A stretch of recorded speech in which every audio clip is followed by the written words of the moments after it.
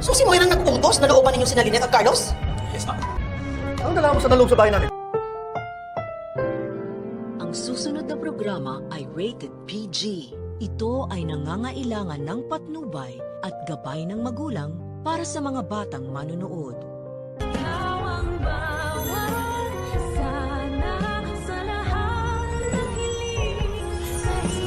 Tayo. I just wish all my troubles to be gone.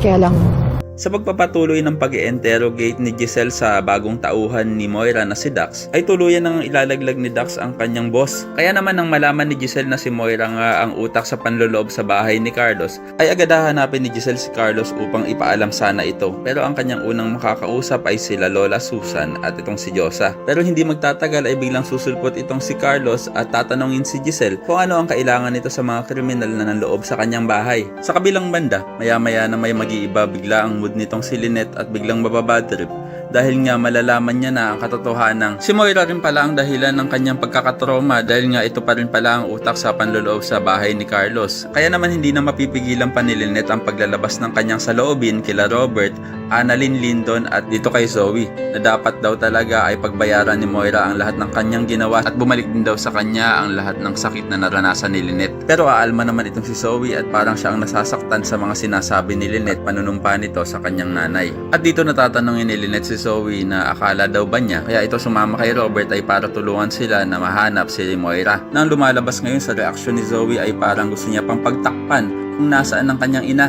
Makikita naman si Lindon na tahimik lang at akala mo talaga'y inosente at wala siyang alam sa tunay na pagkatao ni Zoe. Naku naman kasi Lindon, kung ako sa'yo ay sabihin mo na ang lihim niyan para nang matapos na ang lahat. Kaya naman ko isa ka rin sa mga umaasang sana talaga ay magsalita na itong si Lindon at ibuko na si Zoe kay Robert ay pakilike ang video na ito and don't forget to subscribe.